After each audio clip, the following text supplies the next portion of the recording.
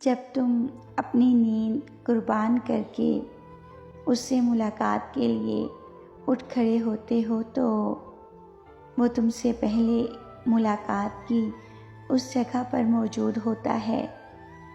اور فرشتوں کو حکم دیتا ہے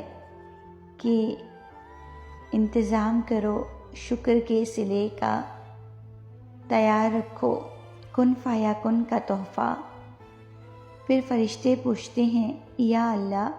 آج ایسا کون سا مہمان آ رہا ہے؟ تو اللہ پاک فرماتا ہے میرا ایک بندہ تھک گیا ہے،